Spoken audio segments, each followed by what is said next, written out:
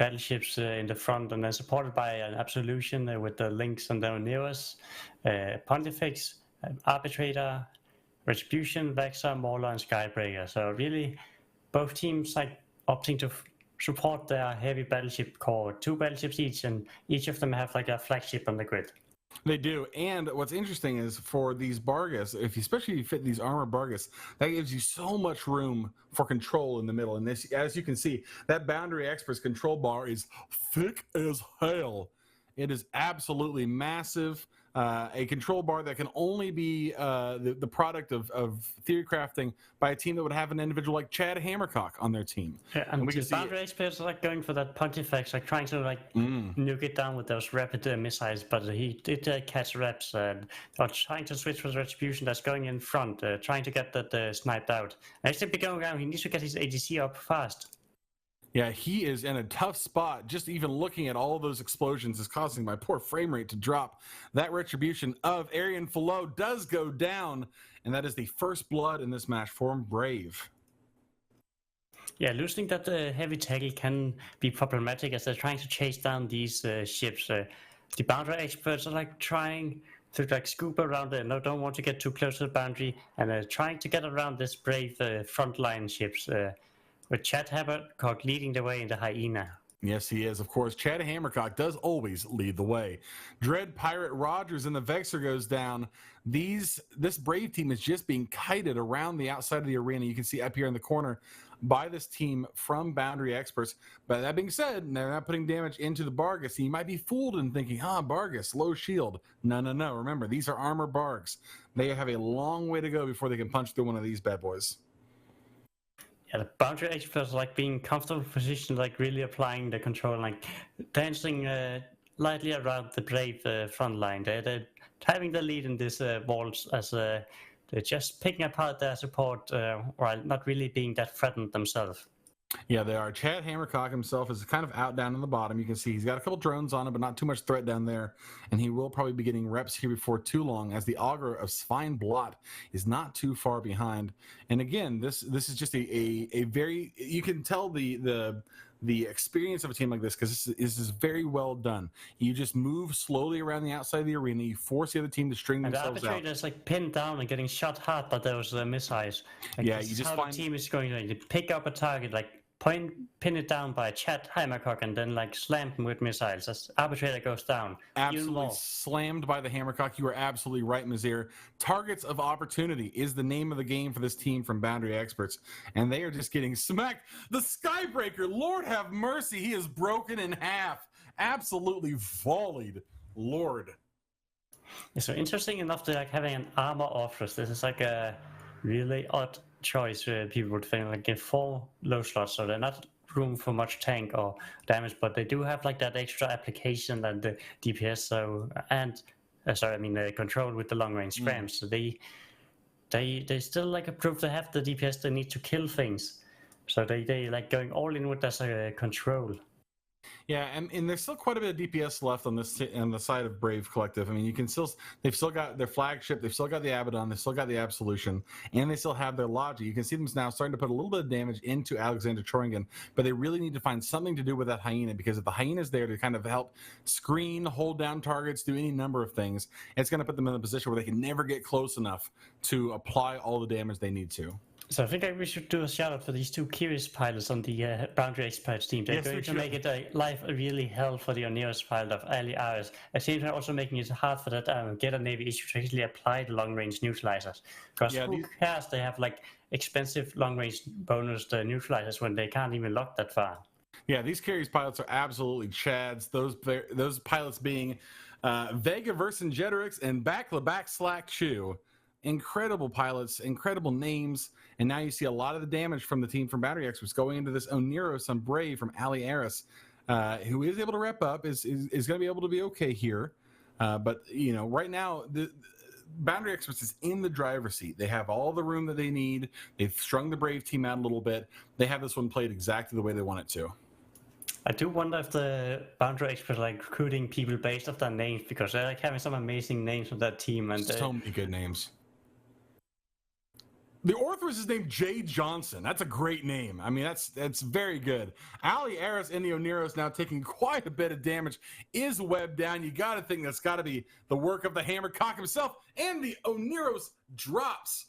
That will do it for that Oneros. They have no Logi left.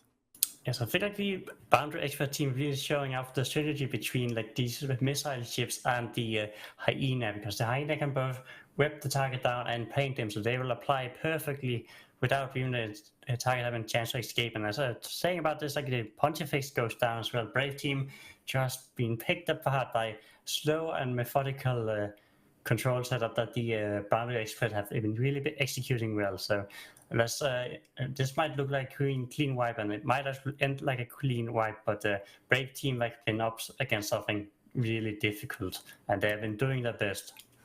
Yeah, this Brave team has played very well throughout this tournament. We've been hearing all about how well this team has come together and how well this team has been able to brainstorm and scrimmage it. You know, we have Fear Vina, our very good friend, has been talking up his team throughout the entire weekend, and we're excited to see what this Brave team is going to be able to do in the future. However, unfortunately, it does look like this is going to be their last go of it.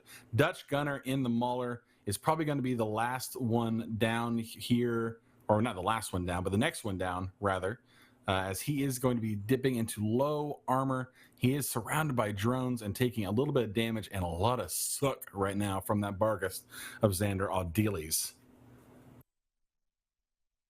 Yeah, at this point, it's just a clean-up job for the Boundary Experts. They still full team remaining, and they're like controlling these Brave team, like bullying them like children in a playground.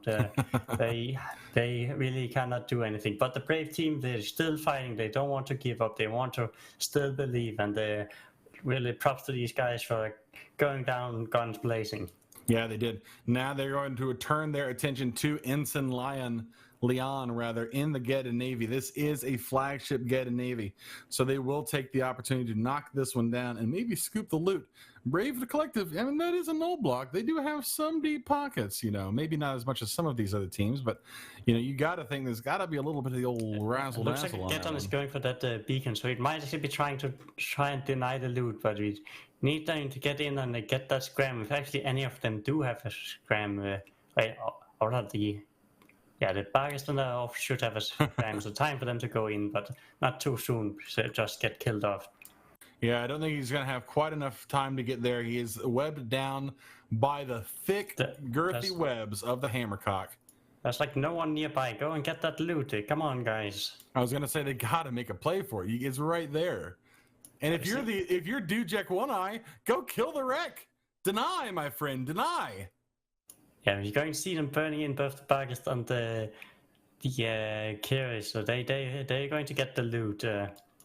This is quite ironic since Bravest Alliance has been known for having the new bros looting the field with their Tech 1 Atrons on TQ, and now it's their hard-earned loot that's going to be taken in the hands of the Boundary Experts. It is a fun bit of irony. Xander Vale will be the next one down, taking quite a bit of damage as Boundary Experts works on finishing up this match. And they will be advancing to the next round, and the team from Brave Collective will be going home. But with their heads held high, they performed well this tournament, and they have a lot to be proud of right now. Yeah, definitely a great run for both teams, and looking forward to seeing how the Boundary Experts is going to progress in the tournament, because they have been playing this control setup extremely well, and definitely showing they have potential to be a dangerous team in this tournament. They absolutely do. I do want to point out, chat right now is making some comments about why I seem to be interested in saying the name Hammercock. I don't know what would lead them to believe that. Seems like an odd thing to say. I just enjoy high-quality piloting by anybody, including Chad Hammercock. And now we have Dujek One Eye being a remaining guy on this Brave team in Abaddon, so he's like a chunky tank on that one, but by the combined DPS on the Boundary Expert team, he's going to go down fast, 30 seconds remaining, so he might actually not survive this match, as they're going to finish him off. Yeah, this is well done. I mean, they did exactly what they wanted to. These double Barga setups still strong after all this time, and a Pontifex goes down as he does too. So they took one more with him as they went on their way out. But that will do it for us today. We have one more match after this from me and Mazir. We'll go back to the desk with our friends CCP Overload, Moderator, and Mystical Might.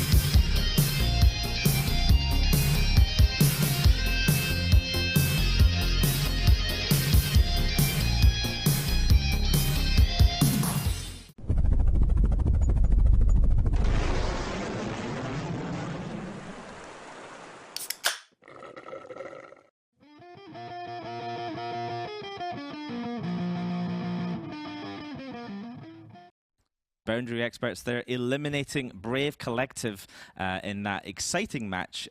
Looked like Boundary Experts had it in control pretty much the whole way through, with some excellent piloting from the whole team there. I mean, even some of the guys in Brave, of course, were doing really well.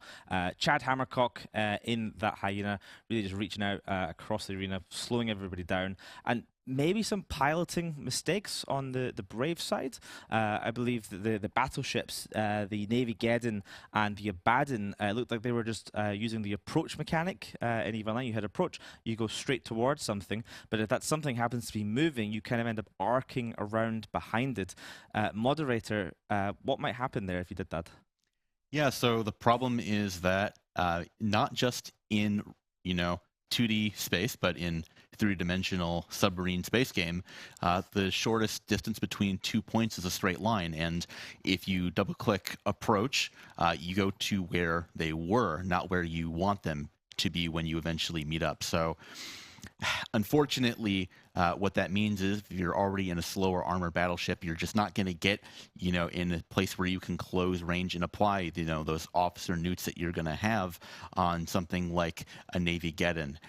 So unfortunately, maybe a bit of a misplay from them. And, when you're in these places where you're playing, 4 skins now or tournament ships, you have to make every one of these moves correct or you're going to fall out. And that's what ended up happening. Mystical Might, do you think there's anything else that the Brave team could have done there to maybe make that more of a successful match for them? Honestly, not really. I think that Brave were going to have difficulties when they were going up against the double carries, the Sentinel and the Hyena. The Hyena makes it so that it's really hard to actually start chasing anything because the long-range webs will reach out, slow you down, expertly piloted by Chad Hammercock. Then we had the 2 carries, which prevented you from locking a fair distance. So if you're unable to catch up and you're unable to lock, then you're going to have a bad time trying to apply your damage. Awesome. Thank you very much. I was just looking at the Armageddon Navy issue there of Ensign Leon, who sadly passed away during that particular match. It looks like 31.6 billion ISK.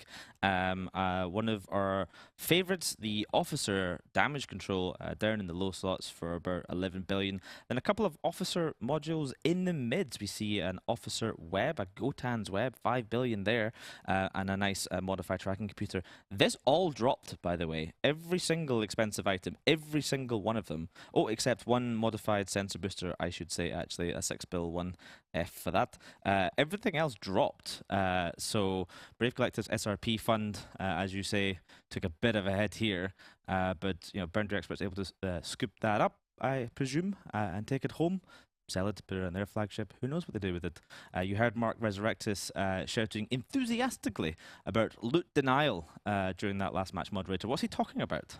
So, of course, when the ships die, they get put into a bit of a wreck, and sometimes it's become something of a tradition where if you know that you've already lost the match, you'll take one or two of your ships, and maybe you just decide to be petty, and you shoot the wreck of your flagship so that the hostile team can't just come in and scoop, potentially hundreds of billions of VISC of very rare and exclusive officer mods that basically don't really drop very much in the game. Yeah, that was. It's a valid tactic sometimes, especially if you're not in a elimination match when you might maybe face this team later on, and they have a flagship, and yours is maybe you've got some really good mods, and you don't want to increase the power of a team you'd like to face again. When you're in an elimination match, it is pretty much just like, I got mine, you're not getting it either. Mystical Might, what do you think? I think it's a great tactic. I remember in ye old days, we would try and boundary our flagships to deny them the loot as well, if you're the last ship on grid. It just reminds me of the time where Starfleet told us to not let something boundary, and then it ended up surviving anyway. Yeah, I believe that was a great Tuskers against Tuskers, yes. Yeah, Tuskers Balgorn was attempting to boundary to deny We Form Volta the loot. Starfleet commander says, kill the Balgorn, don't let him boundary. So we stopped him boundarying, and then failed to kill him. Then he lived, yes. So he survived. It was a great time. Allowing Tuskers to continue with their flagship. So a bit of a double-edged sword, this whole thing. All right, we have one more match to go today, another elimination match, and this is an exciting one because it's Wormholer versus Wormholer. So this is certainly going to be an interesting one. It is No Vacancies versus Hold Control. Let's take a quick look at the bans. So Novak banning out Keres, Mollusk, Blackbird, and Executor Navy issue, whereas Hold Control going for Barghest, Balgorn, Nighthawk, and Scimitar. Now, Hold Control did pretty well against Tuskers in their match yesterday. Really pushed them in that particular matchup. I will check who No Vacancies played against, but while I do so, Misty, what do you think of these bans? For some reason, it looks like No Vacancies really don't want to go up against stamps. So removing the Keres and the Mollusk, those are fairly low point ships that will have an extremely good effect in a match. If you're putting all your lock range stamps, for example, on the logistics, again, it ties the enemy team to their logistic ship. If they stray too far away, they don't receive reps, and they die a little bit more easily. It looks like the Hold Control team is following the trend of banning this Balgorn, which, again, maybe we're just missing something. Maybe the Balgorn is just really good, and we haven't seen it yet because we're watching a different tournament.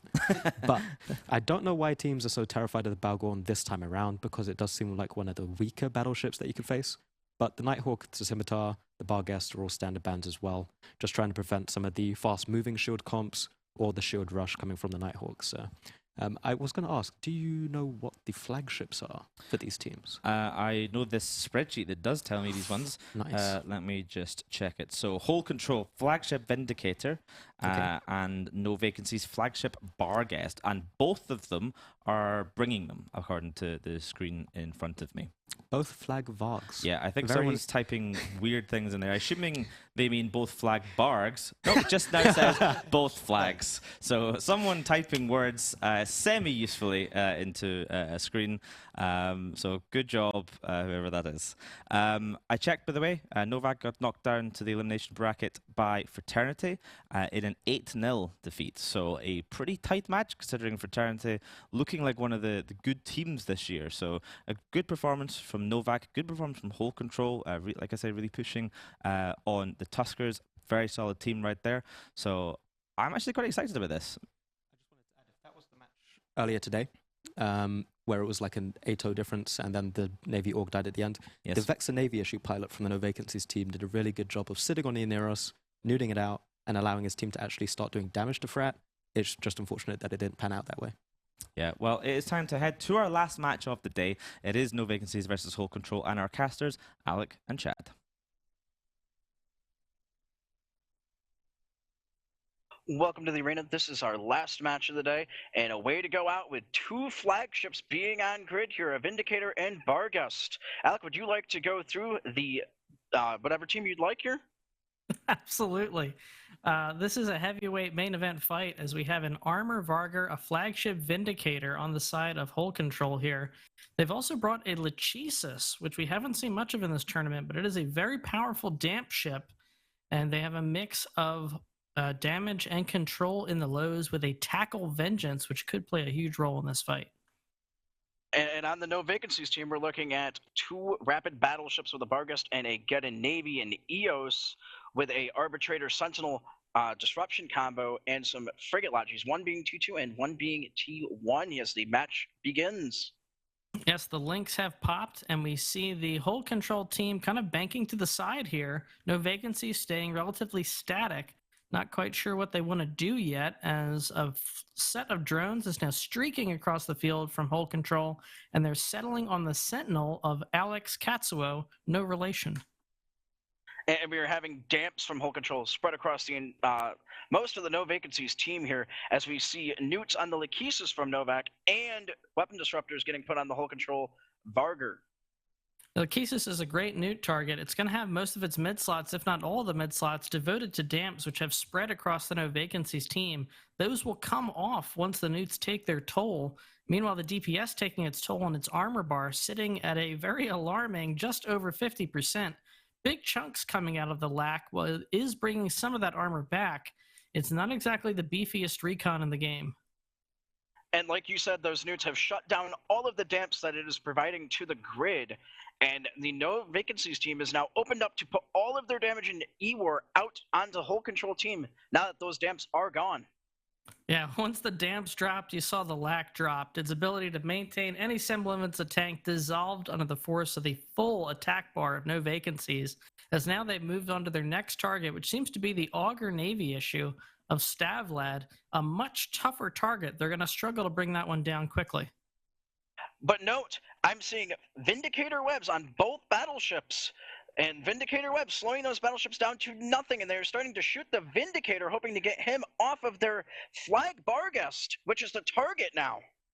Yeah, that flag Barghest running out of shields. They've also split some attention onto the Draugr of Rain Row, but that appears to have largely pulled out of harm's way and is now no longer a focus. They're going all in on the battleship here, looking to take that flagship out. And again, if this flagship goes down, they cannot bring it for the entire rest of the tournament. This is very high stakes for No Vacancies.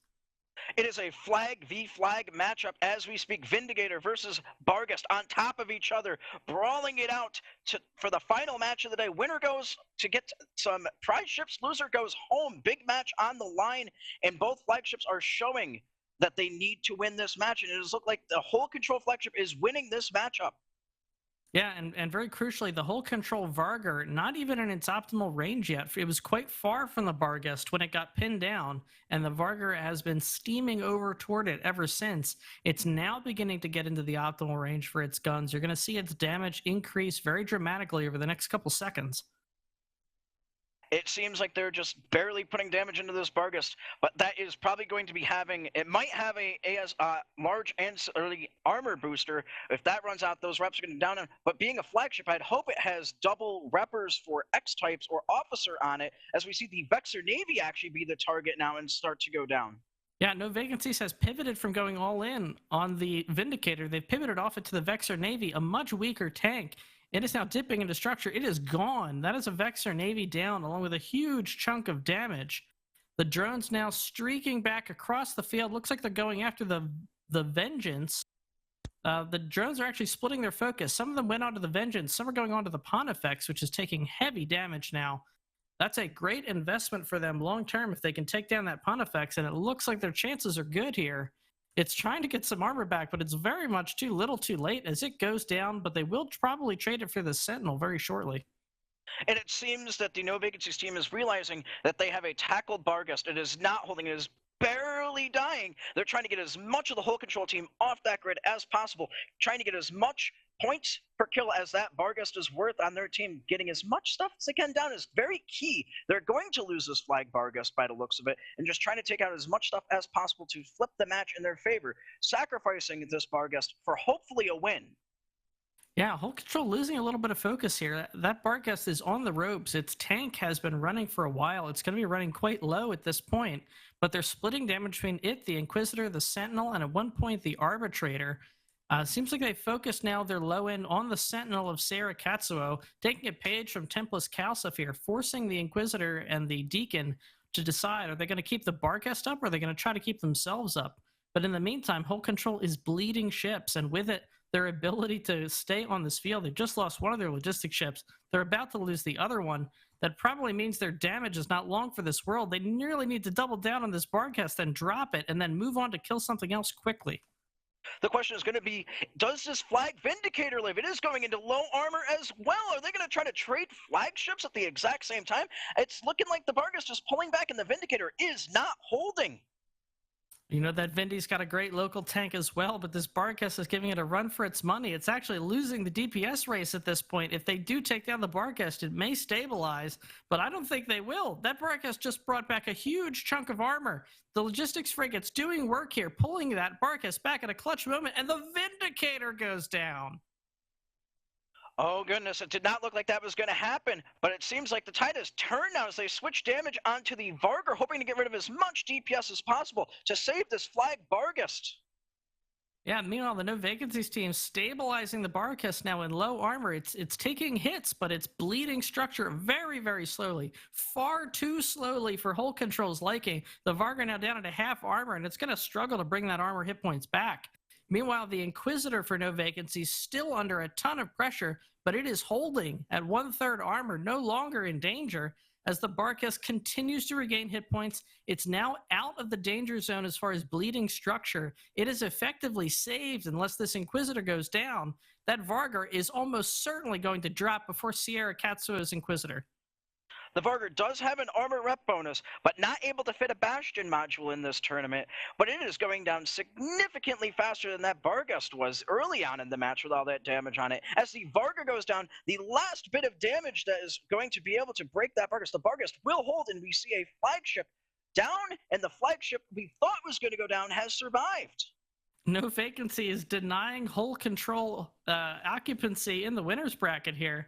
They've effectively shut the door on them, as now the Aug Navy Issue and Magus do not have the DPS to kill even the Tech 1 logistics frigate from No Vacancies or his logistics partner. They've shut themselves down here. There's nowhere to go. The Barghest is extremely safe, sitting very comfortable, almost at its full hit points at this point. Meanwhile, to Evil's Magus and Stavlad's Aug Navy dropping at nearly the same time. The Aug Navy goes first. The Magus will shortly follow. An interesting way to end the day. Flagship v flagship at 0. You would think a Vindicator would take that match any day. That is what a Vindicator wants. But the Logi pilots, plus the repping of that Barghest, really showing in this match. A big clutch Logi kill to save the Barghest. And that is the end of the matches for the day. And we're going to send it back to the desk for last analysis.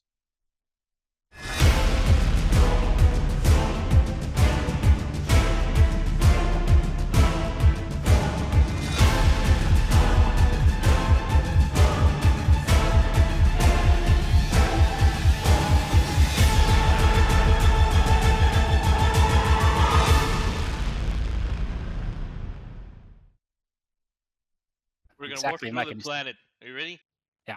See somebody's house on the way. What do you think it would feel like if a ship warped through your house? I might have some weird effect. Like imagine, like, Yeah, maybe yeah, they yeah. get Just like sneezing. like they get explosive diarrhea or something like that. I like Yeah. the sneezing more. Alright? Yeah. If we Sneeze out of your ass, like. Oh, no. Guys, what the? Hey, Whoosh. you started with the. All right, you know what? Jump. This never happened. Let's move on. Who's our secondary target? The Simi broadcasted. If they're jumping now, then we kill them. I want bubbles all over this fleet, guys. On dock now. Do it now.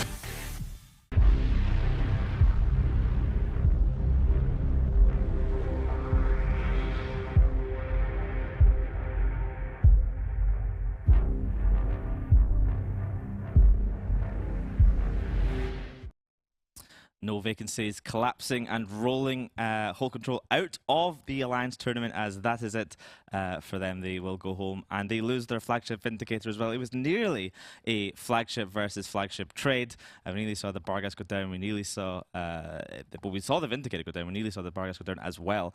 Taking a quick look at that flagship Vindicator, 25.7 billion.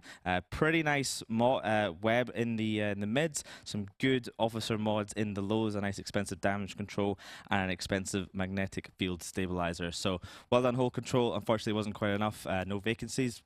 I honestly thought Whole Control was probably going to take that one. So pretty dominant performance from No Vacancies. So you love to see it. We love to see a little bit of an upset. That was our last match, so we're going to say goodbye. But first, I wanted to say thank you very much to the teams that were eliminated from Alliance Tournament 19. Thank you for competing. The Ancients, A Band Apart, Deepwater Hooligans, Brave Collective, Plug and Play, Right Side of Death, Hyenas Clan, Rote Kapelle, Exodus, Goonswarm Federation, Paper Numbers, Snuffed Out, Brave Collective are in here twice, and Whole Control. So thank you very much. Oh, and White Squall, that's who we almost missed.